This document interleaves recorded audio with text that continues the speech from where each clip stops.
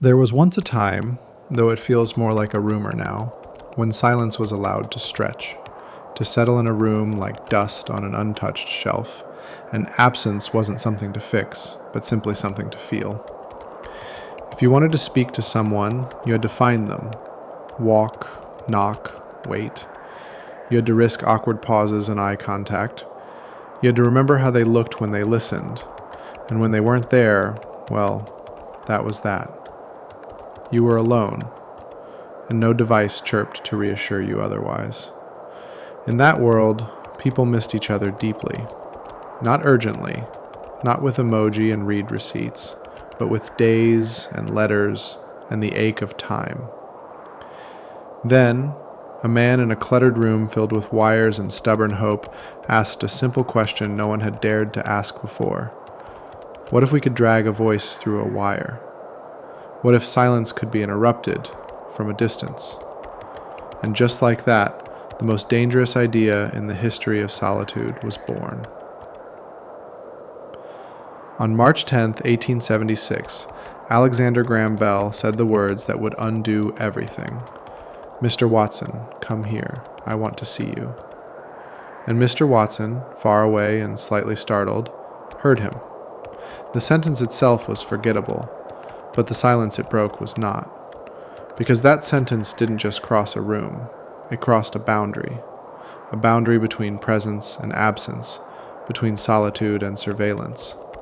The telephone was born, a box of wood, metal, and misplaced good intentions, heavy, unreliable, and miraculous. It turned sound into signal and made absence negotiable. Now, someone could be gone, but still call you. Now, you could leave a room, but not really leave. Now, even in your solitude, you were available. Of course, at first, it all felt innocent. Phones sat politely in corners, waiting to be invited into conversation. They didn't vibrate, they didn't glow, they just rang, loudly, inconveniently, and only when they had something to say. But the idea had already taken root. That distance could be overcome. That silence was a problem. That connection was always better than disconnection. And from that point forward, we've been working very hard to make sure no one ever feels alone again, even if deep down, they probably should. The phone gave us voices without bodies, presence without effort, and eventually, a world where the sound of someone else's life could burst into yours at any moment, for any reason, or for no reason at all.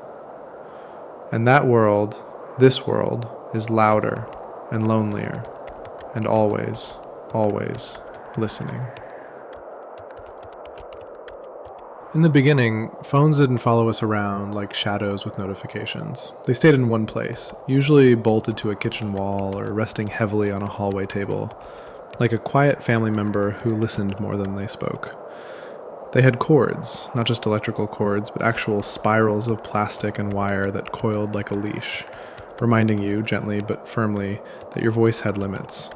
If someone called you, you had to go to the phone, not the other way around.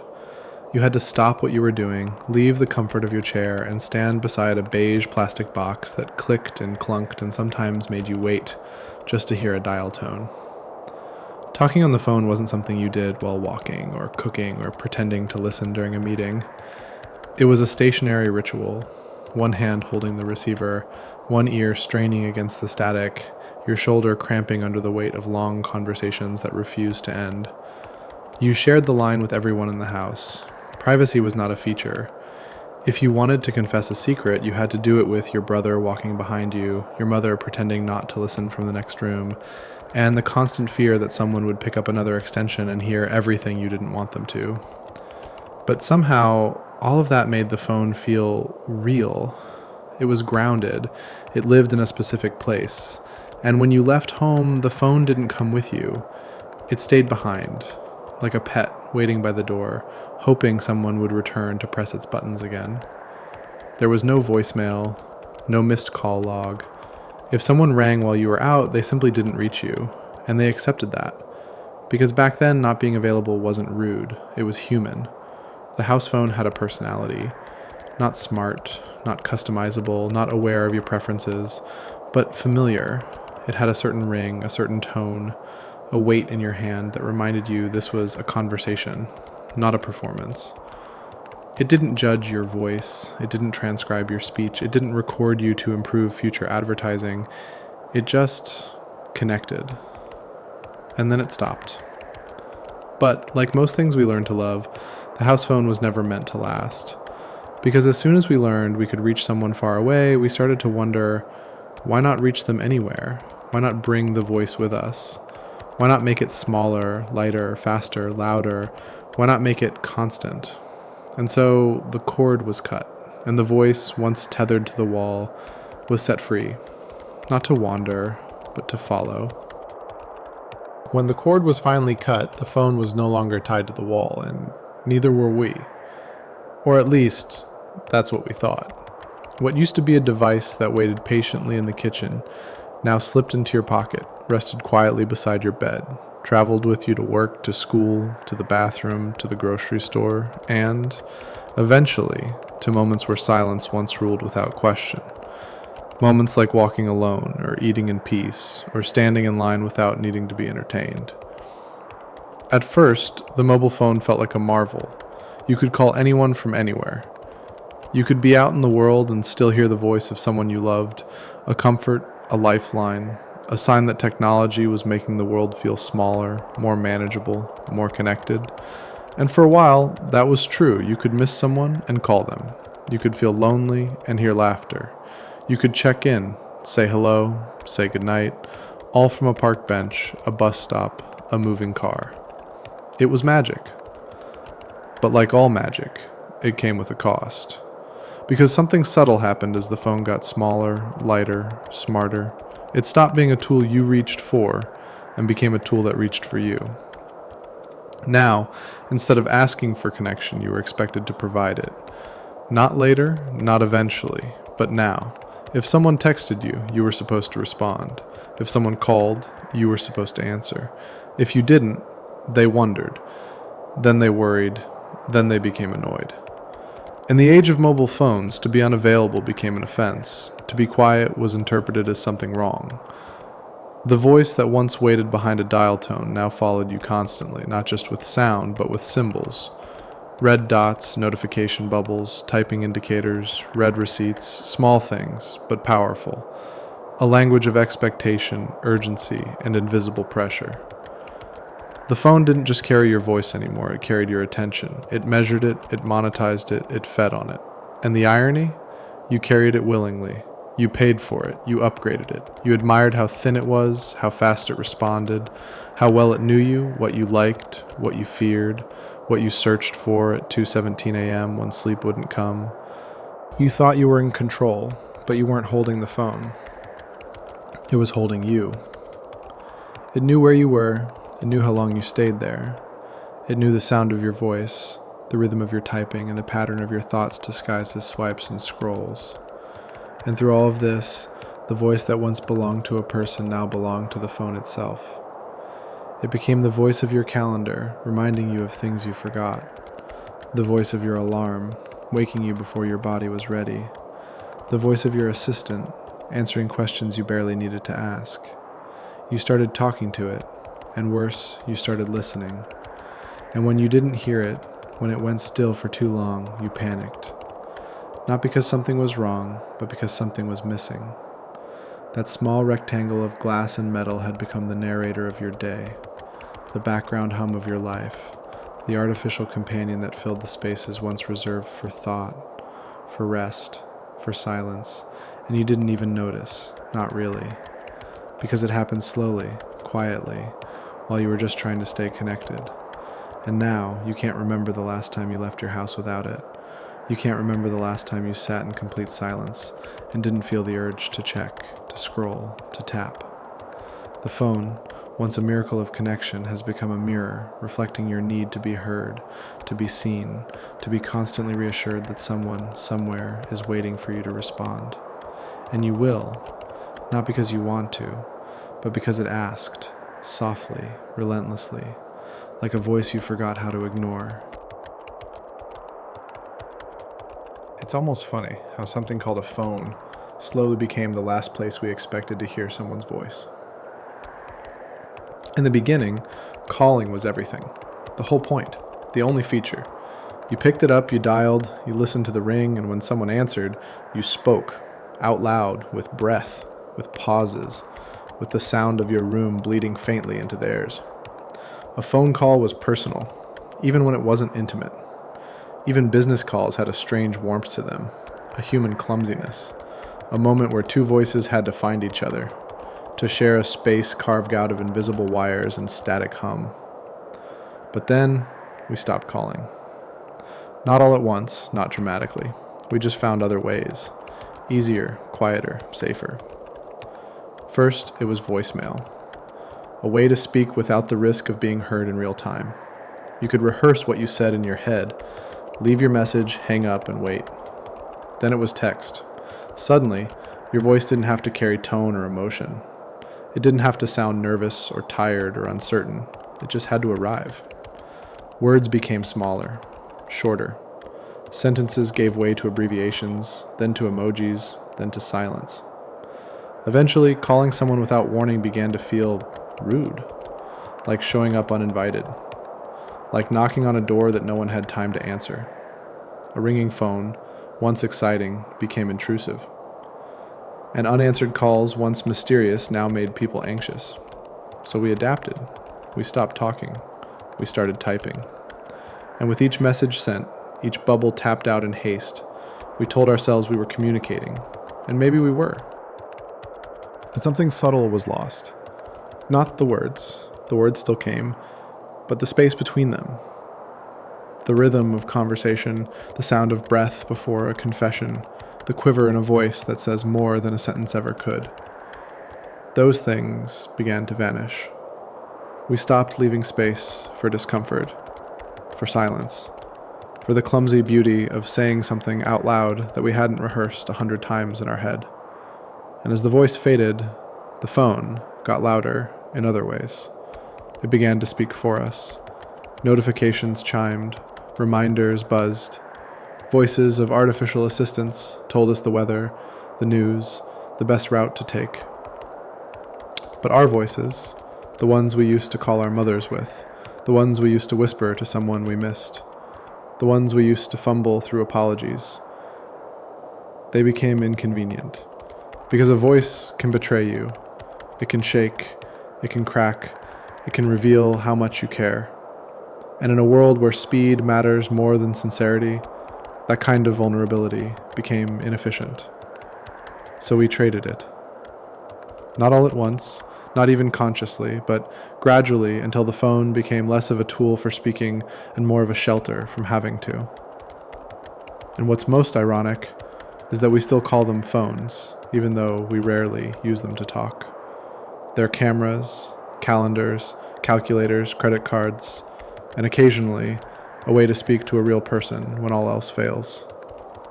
But the name stuck, because somewhere, buried under all the features and functions, is still that original idea. A voice, reaching out, hoping someone's on the other end. Whether or not we answer, that's another story. There was a time, not too long ago, but long enough to feel like a different lifetime, when the sound of a phone ringing actually meant something. Not just that someone wanted to reach you, but that someone had chosen that exact moment with intention to cross the gap between their world and yours. The ring wasn't just sound. It was a question, a possibility, a disruption worth respecting. The old phones didn't buzz softly or flash silently. They rang.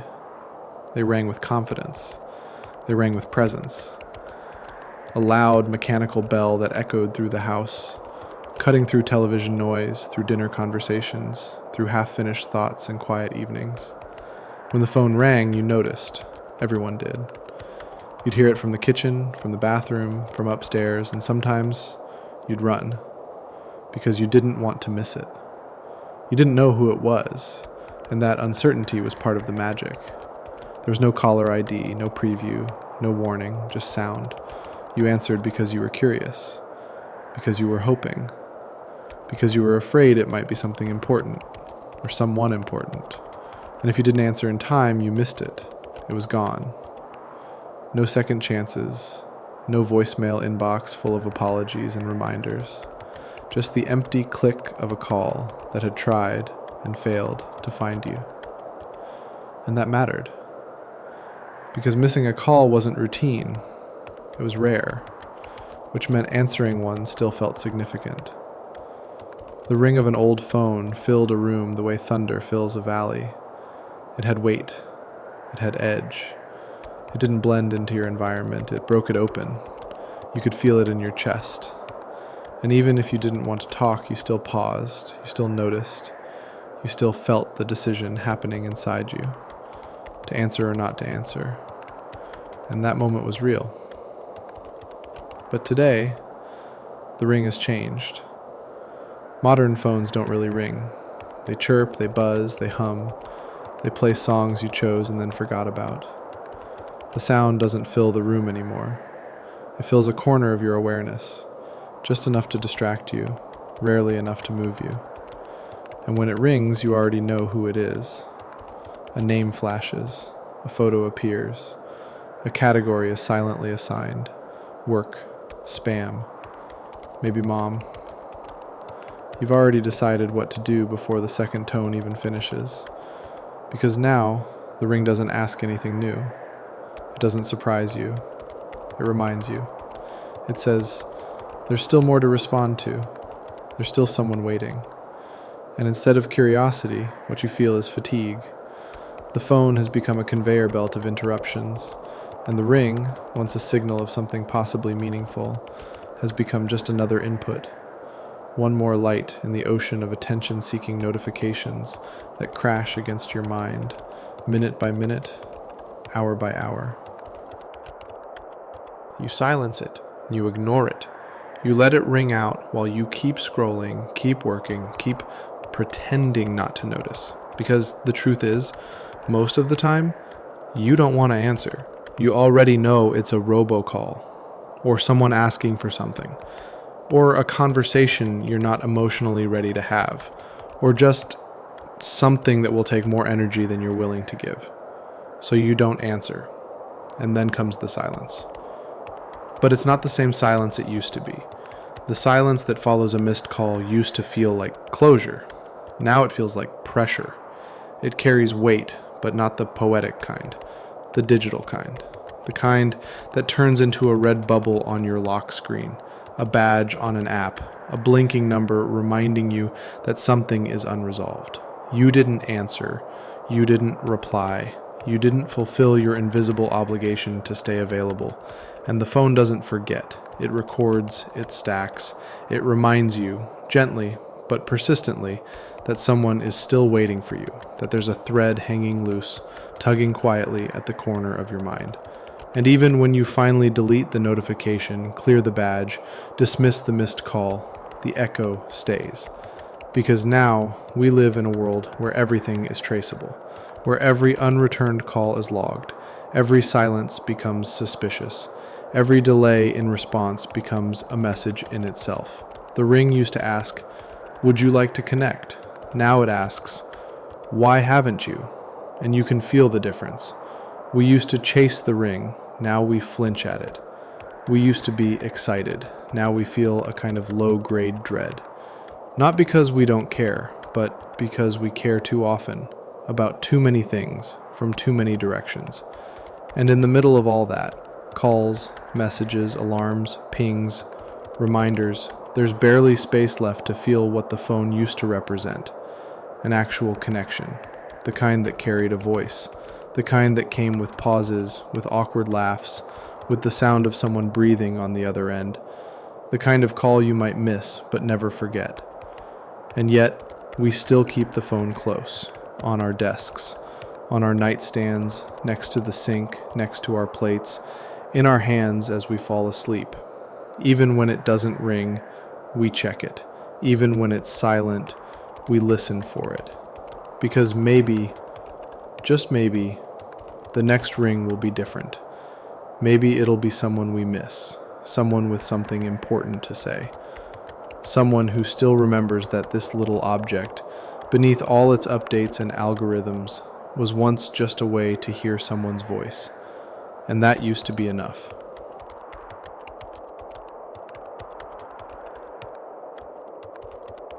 There's a certain kind of silence that's worse than noise.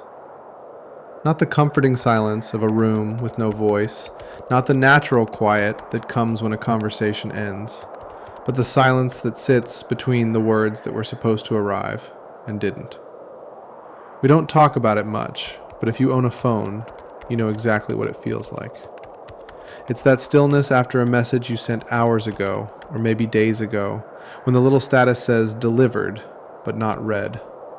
Or maybe it says read, but there's no reply. You stare at your screen, you check again, you check again, you try not to care, but you check again. Because somewhere deep in your brain, your phone has taught you that silence is not neutral anymore. It means something, or at least you think it does. Maybe they're busy, maybe they're mad, maybe they forgot, maybe they're online right now talking to someone else, but not you. The screen gives you no answers, just time. Time to wonder, time to guess, time to feel whatever it is we feel now when the thing we depend on to connect us suddenly becomes the thing that reminds us we're alone. And it happens every day.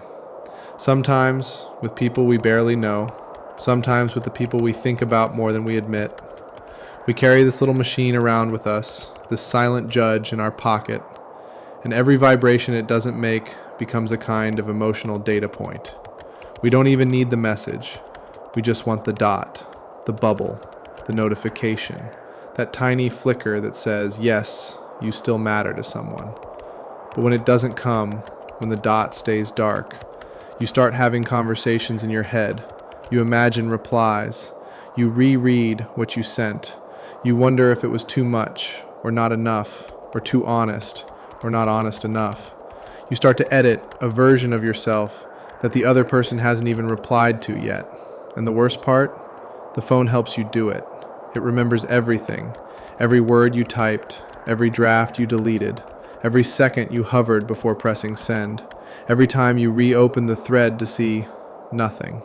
It becomes a mirror, but not a true one, not the kind that shows you what is, the kind that reflects what you're afraid might be true, that you said too much, that you care too much, that you're more available than they are, that they're not thinking about you, even though you can't stop thinking about them. And the silence is not really silence anymore. It's a signal, or worse, an absence of one. Because in the world before all this, when someone didn't speak to you, it was just life. People were busy, they were far away, they didn't have a way to reach you immediately, and you didn't expect them to.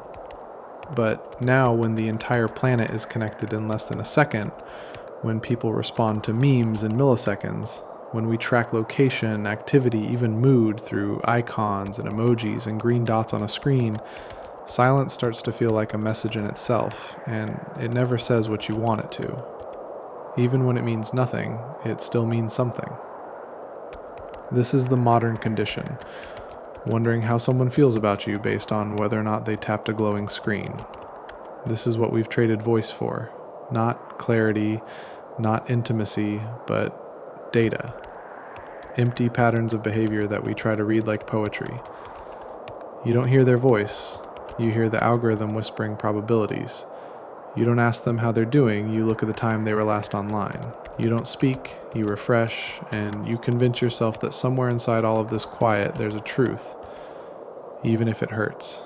Because the phone doesn't just give us a way to talk, it gives us an archive of every time we didn't. It stores the messages that were never sent, and the ones that were sent too late. It remembers the conversations that ended mid-sentence, and the ones that never even started. It becomes a museum of unfinished thoughts. A library of loneliness, wrapped in a sleek black rectangle that fits in your palm and glows in the dark when you can't sleep. And we keep checking it, even when we know nothing new is there, even when we know it will only remind us of the quiet we wish we could forget. Because sometimes what we want more than a reply is just a reason to keep believing we're still connected, even if the connection is one-sided, even if it hurts. And the phone strangely understands that. It doesn't fix the silence, it monetizes it. It shows you someone else's story. It suggests someone else to follow. It offers you a video, a quote, a distraction. Anything to fill the space where a voice used to be. And maybe that's the most cynical part of all. That the silence which once taught us patience, which once reminded us that time was not ours to control, has been turned into a business model. That absence now has a price. That longing has an interface. That uncertainty can be solved with just one more scroll. And so we keep looking at our phones, not because they bring us closer, but because they remind us of how far away we feel, and how much we want that feeling to go away.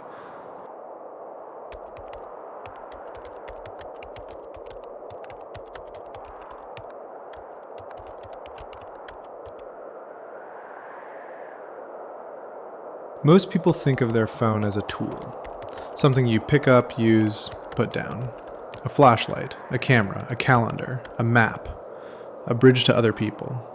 An object, useful and quiet, ready to serve, waiting in your pocket, harmless unless activated. But that's the lie we tell ourselves. Because the truth is, you are not the only one looking at the phone. It's also looking back. Not with eyes, not with judgment, but with attention, relentless, invisible attention. It watches when you touch it, when you unlock it, when you hesitate before opening a message, when you scroll faster through certain things and linger just a little too long on others. It remembers. It remembers what you search for when no one is watching. It remembers who you call late at night and who you stopped calling but still think about. It remembers what you save, what you delete, what you look at but never like. And then it shows you more of it. Not to hurt you, not to help you, just to keep you there. Because the phone has learned that what we want most isn't always what we say out loud. It's what we do in silence, in between moments, when we think we're just passing time. And so it listens, not to your voice, you don't use that much anymore, but to your behavior. It listens when you're bored, when you're lonely, when you're supposed to be working, but your thumb has a mind of its own, when you say 5 more minutes, but stay for 50. And the worst part? It never forgets. It builds a version of you, a digital shadow, a profile so complete that it begins to know you better than you know yourself. It knows when you're sad, even if you don't tell anyone. It knows when you're looking for answers, even if you don't ask the right questions. It knows who matters to you, not because you say it, but because you check their page 3 times a week, just to see if they posted something that might accidentally mention you. And through all of this, you're still holding the phone, telling yourself it's just a device. But the truth is, it's more than that now. It's a diary you never meant to write, a confessional you never asked for, a mirror not of your face, but of your attention, of your distraction, of your longing. It reflects not who you are, but what you reach for when you think no one's watching. And it's always watching. Not because it's evil, not because it's alive, but because you gave it permission.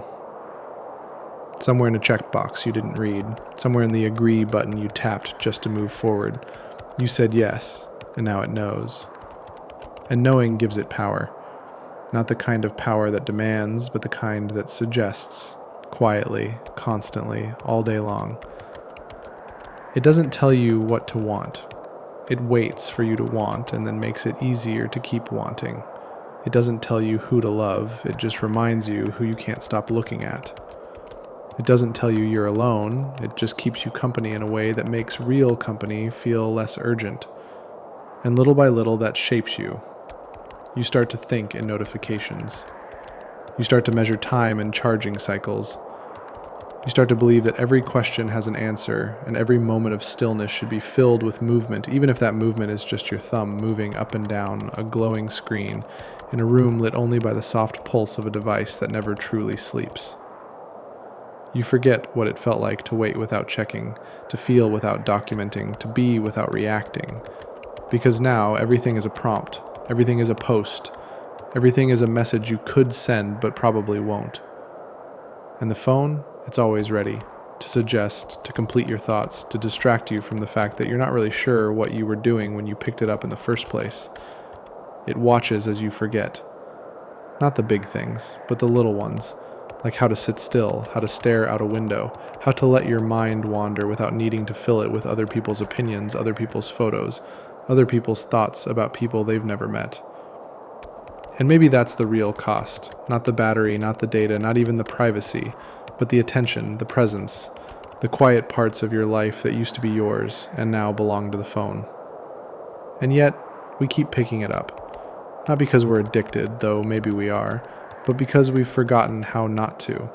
Because the phone has become the space between things, the thing we reach for when we don't know what else to do. And maybe, in some strange way, that's what it wanted all along. Not to control you, just to be needed. To be the companion that's always there. The second brain, the secret keeper, the screen you stare into when the room is too quiet and your own thoughts are too loud. And the longer you look, the harder it becomes to remember what life was like before the phone started watching you back.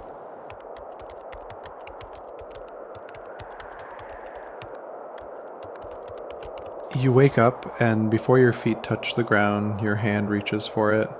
Not because you plan to, not because you need anything in particular, but because your body already knows what to do. It's not a decision anymore, it's a reflex, like breathing, like blinking, like silence being filled the moment it arrives. You don't even remember when it started, this quiet choreography between your fingers and a screen, this constant dance between what you're doing and what your phone wants to show you next. But it's there, waiting on the nightstand, charged and glowing, already updated while you slept, already full of things you didn't ask for but will probably look at anyway. And it begins, not with thought, not with intention, just with a swipe, a glance, a scroll. News you don't remember subscribing to, messages you don't want to answer, images you didn't request, ads for things you never searched but somehow always needed, all before breakfast, and the rest of the day unfolds in kind. Tiny interruptions, perfectly timed, a vibration while you work, a ping while you talk, a suggestion while you think. It doesn't shout, it never has to.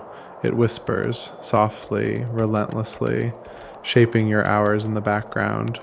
And somewhere between the updates and alarms, between the weather widget and the low battery warning, you forget. Not everything, just enough. Enough to lose the edges of your own thoughts. Enough to confuse what you planned with what was pushed onto your feed. The phone becomes your script. You perform it without reading it. You check it without thinking. You follow it without questioning why. You don't ask, what do I want to do right now? You ask, what did I miss? You don't wonder, what do I need to think about? You wonder, what should I react to? Because it's all there. A buffet of content, carefully arranged, ready to keep you from ever asking what you were actually doing before you picked it up. And the strangest part? It works. It keeps you moving, keeps you scrolling, keeps you from sitting too long with the uncomfortable things, the silence, the boredom, the uncertainty that used to teach us something before we decided to distract it away. It gives you just enough to feel full, but never enough to feel satisfied. And so you go back, again and again and again. Not because you're weak, not because you're broken, but because the phone has mastered something ancient and powerful, the rhythm of your attention. It doesn't take your time. It waits for the time you are already wasting. And then it offers something better, quicker, smoother, easier. Until your day is no longer made of hours and tasks and conversations, but of micro moments. 30 seconds here, 2 minutes there, an entire lunch break gone before the food gets cold. And this isn't dramatic. This isn't addiction in the clinical sense. It's something quieter, a kind of ambient dependency, a reliance on something that fills space the way background music fills a cafe, subtle, soothing, and nearly impossible to notice until it stops. Because that's the thing, we don't notice how much of our routine is shaped by the phone until it's gone, until the battery dies, until the signal disappears, until we forget it at home and the world suddenly feels strangely distant. Not because we miss the information, but because we miss the instructions. Without it, the day feels slower. Not worse, just less defined, less narrated, less told, and that realization is unsettling. Not because it's new, but because it was always true. We've just forgotten how to navigate without it.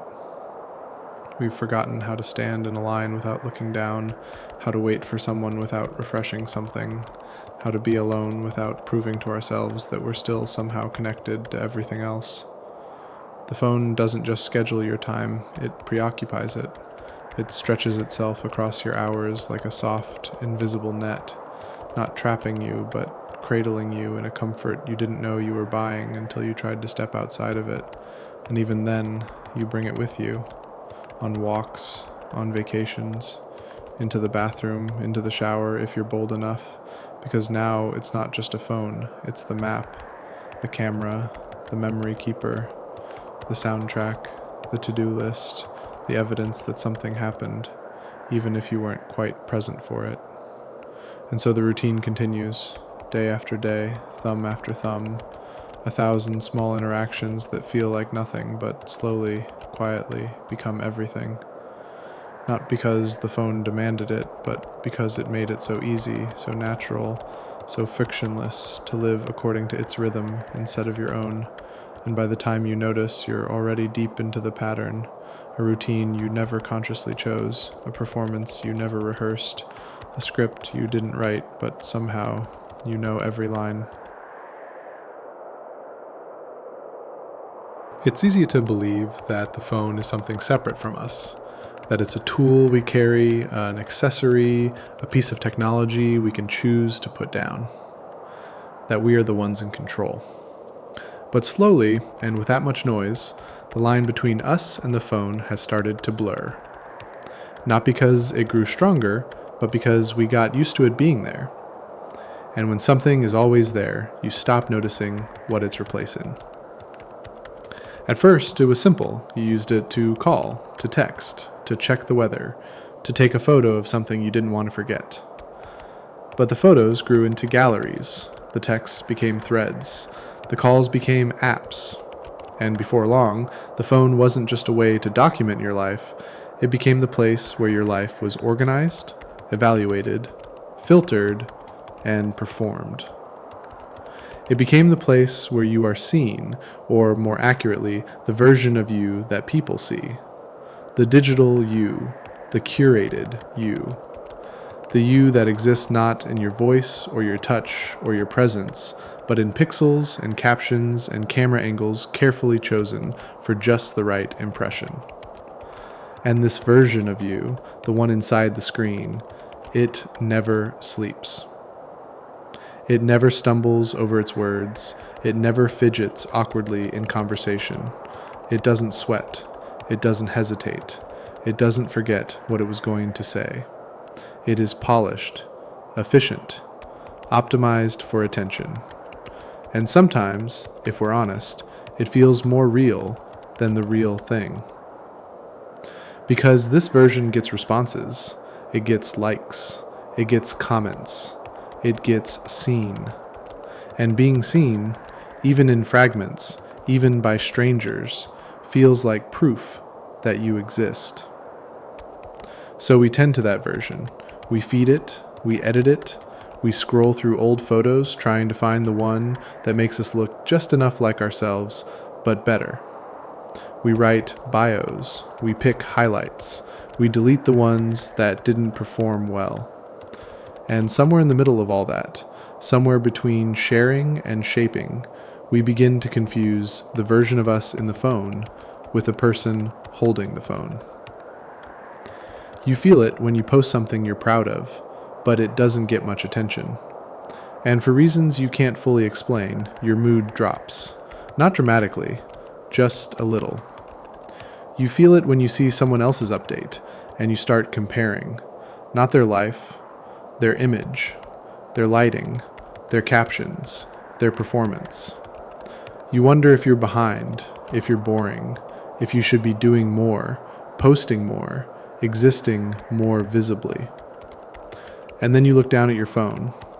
the mirror, the stage, the measuring tape, and you start to reshape yourself just slightly to fit what you think the screen wants from you.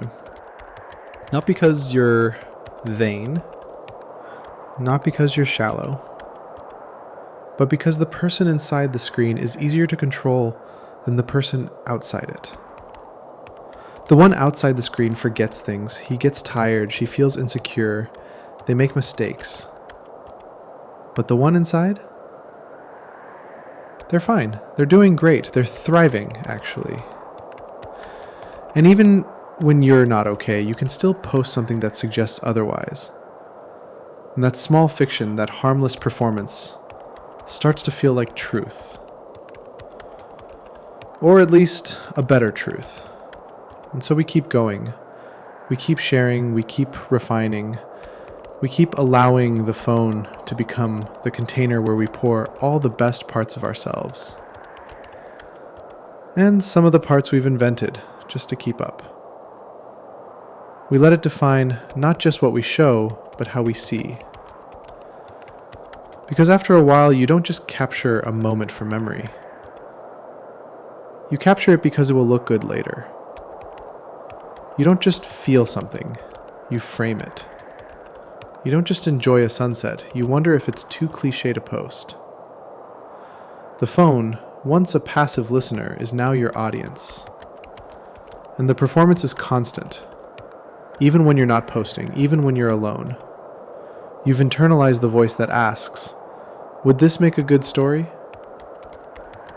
Would this get attention? Would anyone care?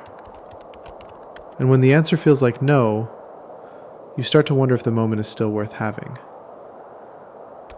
This is the cost we rarely talk about.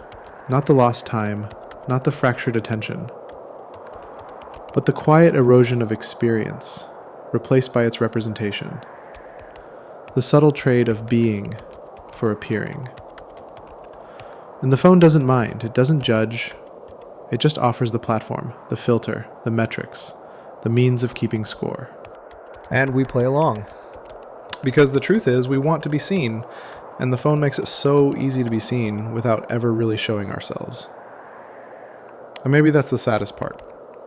That we've come to accept a life where we are more concerned with how it looks from the outside than how it feels on the inside. We've come to accept that the most important moments of our lives are the ones we can document. That if it isn't captured, it didn't happen. That if no one saw it, it didn't count. And in that quiet shift, the phone becomes more than a device. It becomes the narrator, the validator, the witness, the sculptor of identity that once belonged solely to us. Messy, uncertain, private, but now lives out in the open, in curated pixels and carefully written fragments. And even when we try to disconnect, to step away, to say, I need a break from all this, we end up reaching for it again. Not because we need the phone, but because we've taught ourselves that the version of us inside it is somehow more complete, more beautiful, more acceptable than the person we meet in the mirror. But the mirror doesn't scroll, it doesn't respond, it doesn't flash a number to tell you how you're doing, it just shows you what's there. No filter, no frame, just you. And sometimes that's harder to face than the endless comfort of the screen.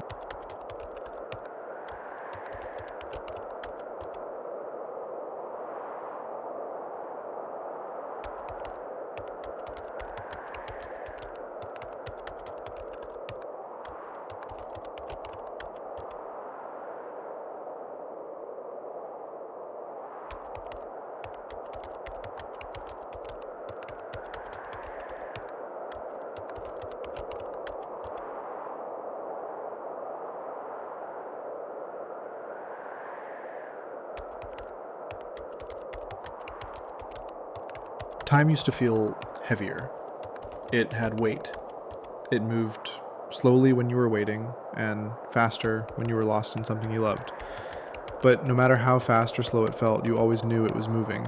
You could feel it in your body, in the position of the sun, in the cooling of your coffee, in the creak of floorboards in the late afternoon. It was a rhythm, natural, steady, something your mind adjusted to without needing permission. And then the phone arrived. Not all at once. It crept in.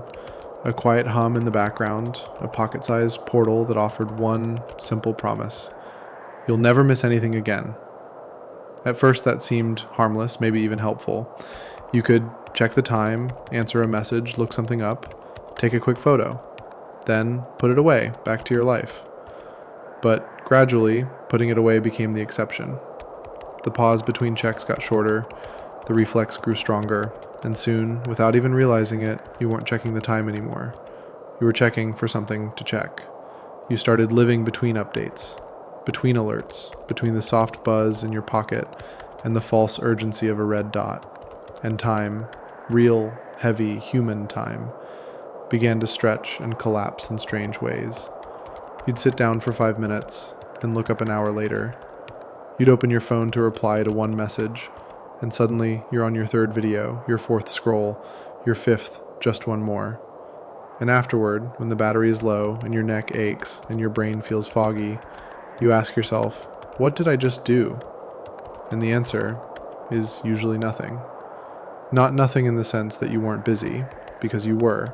Your brain was moving, your fingers were active, your eyes were scanning, but it was motion without direction, attention without purpose, occupation without progress.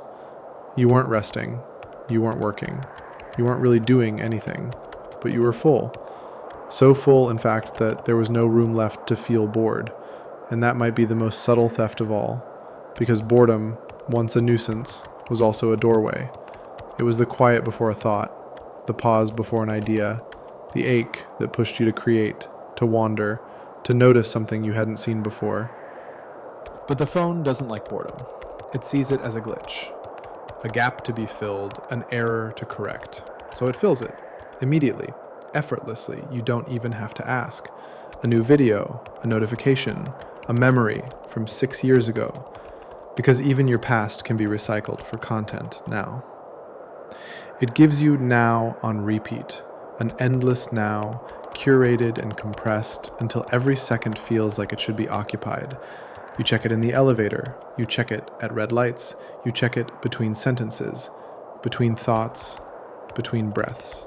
And each time, you surrender just a little more of your time to something that doesn't actually need it, but takes it anyway. And what do you get in return?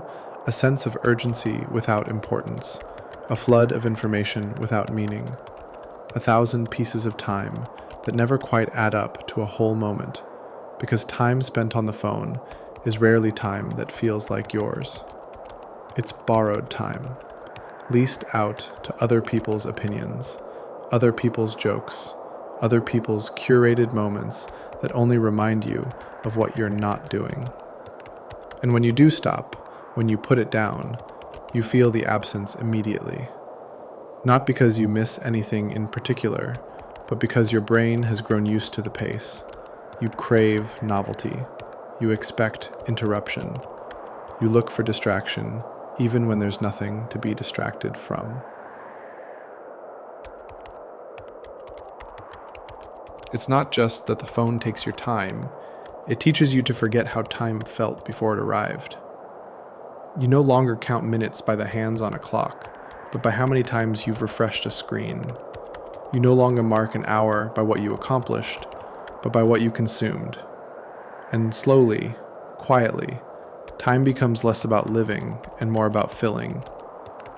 Every gap, every stillness, every pause in your day is now just another opportunity to go back to the screen. You tell yourself it's harmless, just a few minutes here and there. But time doesn't measure itself in just a few. It keeps moving, whether you're present for it or not. And there's a sadness in that. Not the kind that shouts, but the kind that lingers, a soft ache that follows you through your day, like the feeling you've forgotten something but can't quite remember what. Maybe it's the book you meant to finish, the walk you meant to take, the conversation you never started, the thought you almost had before the screen lit up again. Maybe it's the realization that the day ended and you were there for all of it, but not really in it. Because the phone makes you present, but not aware. It makes you alert, but not engaged. It gives you the illusion of now, while quietly pulling you out of every real moment you could have lived fully. And when you finally go to bed, when the room goes dark and you place the phone on the charger beside you, you feel it. Not regret exactly, but a kind of friction. A sense that the hours slip through your fingers in a way they weren't supposed to. You close your eyes, but your mind is still moving. Not thinking, just replaying, scrolling, searching through fragments of a day that never quite felt whole. And the phone sleeps beside you, fully charged, ready to begin again tomorrow. Not because it needs you, but because you've taught yourself that you need it. Even when all it gave you was the illusion of being caught up, while quietly stealing the only thing you can never get back: time.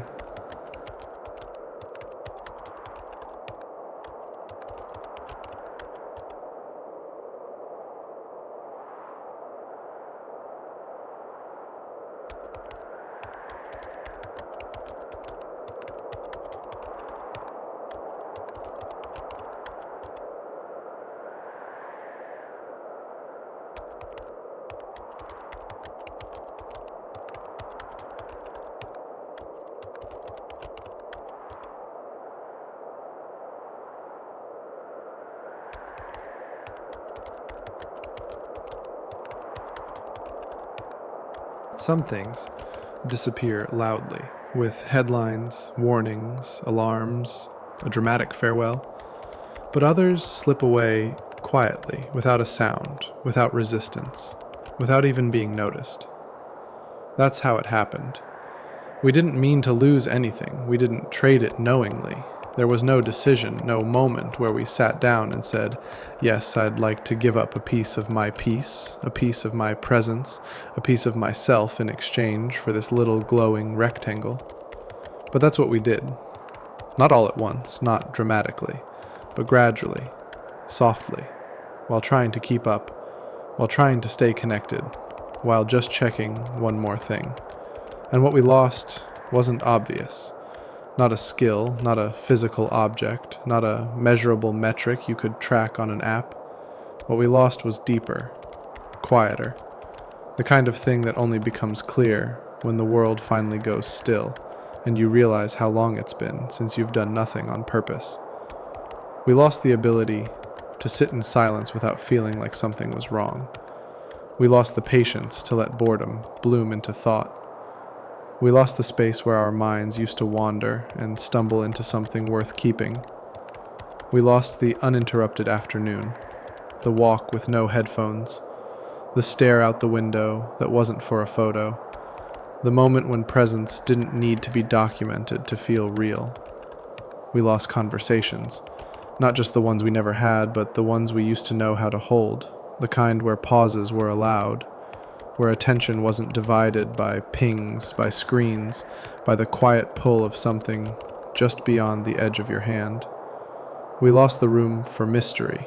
Now every answer is a tap away, every curiosity instantly satisfied, every blank space filled. But mystery had a purpose. It gave us stories. It gave us tension. It gave us something to wonder about while walking alone, or lying in bed, or watching the clouds reshape the sky. Now the moment we don't know something, we ask the phone, and it tells us, immediately, perfectly, without hesitation. And in doing so, it quietly replaces the process of discovery with the satisfaction of speed. But knowing something instantly is not the same as understanding it. It's not the same as living with the question. It's not the same as arriving at a truth slowly, clumsily, honestly. We lost that too. And maybe it doesn't feel like a loss, because we gained so much: efficiency, connection, entertainment, answers. But what we lost was the part of us that used to be okay with not knowing, with waiting, with being unreachable, with missing something and realizing maybe it wasn't that important after all. We lost time. Not in the way clocks measure it, but in the way we feel it. We lost mornings that began with breath, not with a screen. Nights that ended with thought, not with noise. Meals that were shared, not just consumed near each other. Conversations with eye contact, not glances downward every 12 seconds to check if something more interesting had arrived. We lost the ability to be fully somewhere. Now, even when we are here, we are also there, also checking, also holding something back. Because what if something happens while I'm not looking? And so we look, even when it's nothing, even when we're not sure why. Because looking feels like control. It feels like certainty. It feels like we're participating, even when we're just watching. And in that watching, we slowly became spectators of our own lives. Taking pictures of the sunset instead of watching it fade. Recording our laughter instead of losing ourselves in it. Posting a memory before we've even finished making it. And somewhere in that performance, we began to feel a little less present, a little less grounded, a little more like we're always preparing to explain what we're doing instead of simply doing it. We lost privacy, not in the sense of surveillance, but in the sense of interiority. We lost the parts of ourselves that used to belong only to us. Now, the thoughts we used to keep are typed, shared, reposted. The moments we used to savor are filtered, captioned, tracked. And the emotions we used to sit with are interrupted by messages that don't ask how we're doing, but expect us to respond. And so we do. We respond. Even when we're tired, even when we're full, even when we want to be alone but don't know how to say it without sounding distant.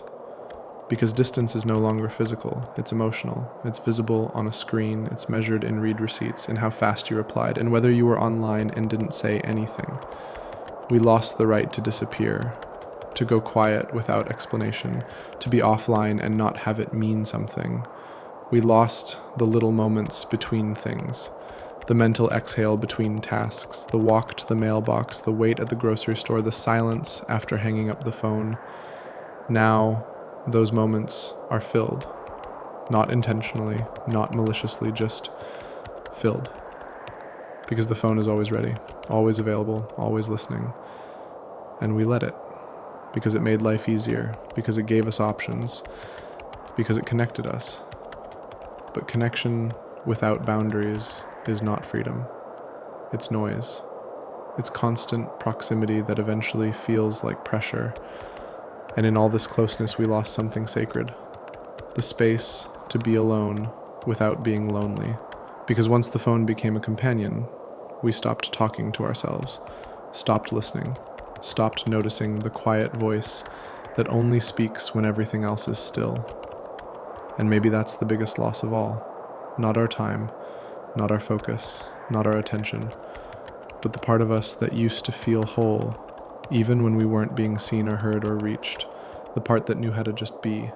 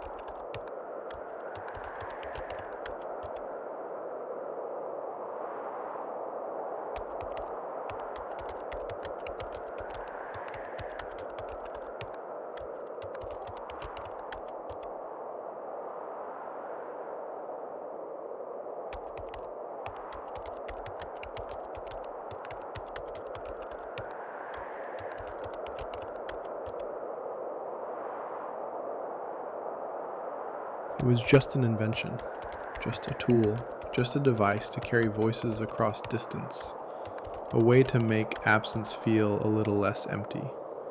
That's all a phone was ever supposed to be, and maybe if it had stayed that simple, we wouldn't be here, wondering how something so small grew large enough to take up space in every room of our lives, not physically, but mentally, emotionally, spiritually.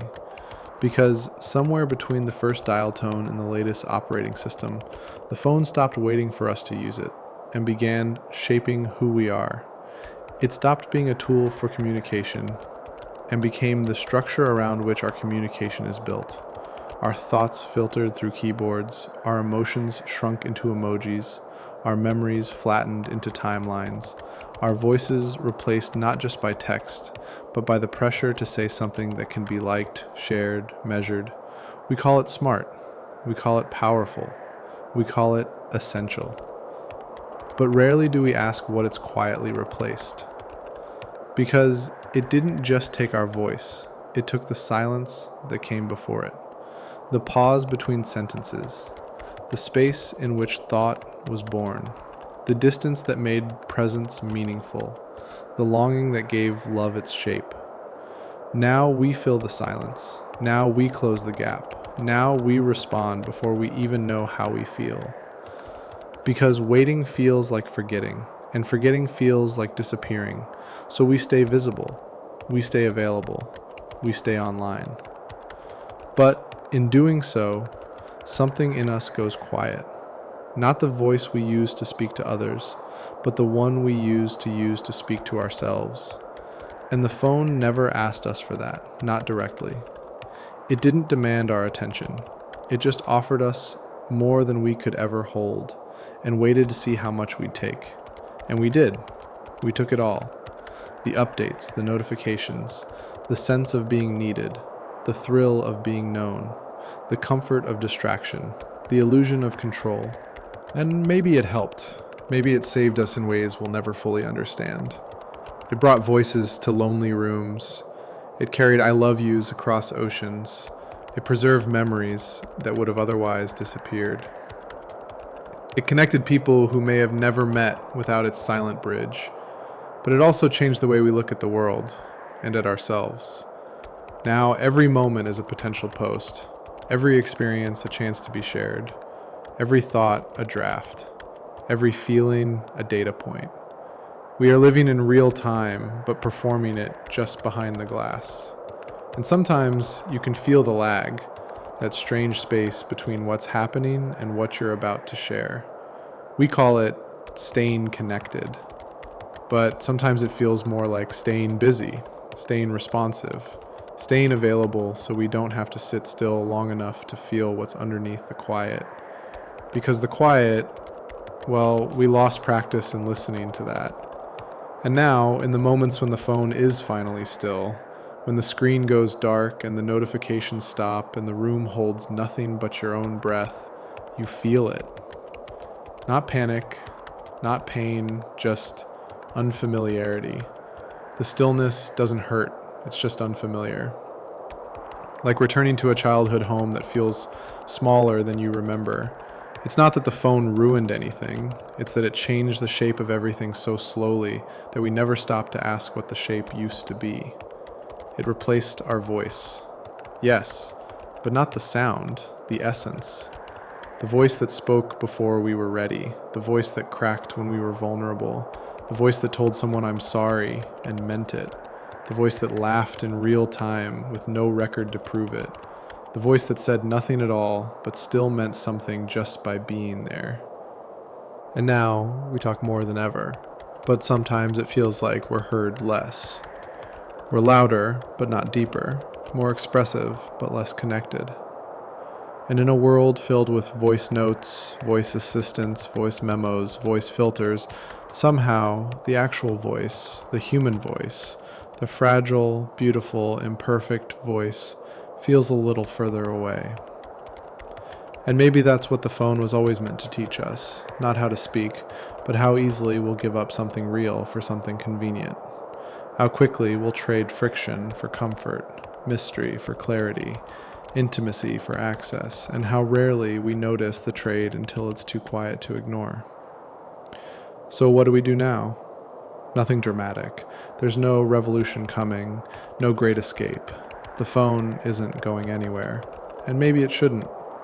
But maybe, just maybe, we could start by remembering that it's not us, that it's not our voice, that it's not our presence, that it doesn't deserve to narrate every moment of our lives. Maybe we could let a moment pass without capturing it. Let a silence stretch without filling it. Let a thought stay unfinished without sharing it. Maybe we could listen again, not to the phone, but to the spaces in between, to the real world, the slow world, the world that doesn't refresh. Maybe we could let our voice return, softly, hesitantly, like a friend we haven't seen in a long time but still remember how to hold. Because the phone is powerful, but it's not a person. It doesn't need you to love it. It doesn't miss you when you're gone. It doesn't get lonely when you don't answer. But people do. People remember how you made them feel, even when you didn't post about it. They remember your presence, even when your phone was out of reach. They remember your voice, not how it sounded, but what it carried. And maybe, in a world that moves this fast, the most radical thing you can do is slow down, to sit in the quiet, to say less, to mean more, to hear your own voice again, not through a speaker, not from a screen, but from somewhere deep inside that never stopped speaking, just stopped being heard. And maybe, in that stillness, in that pause, in that long breath between notifications, you'll remember what it feels like to be fully alive, fully here, fully human, without needing to explain it to anyone at all.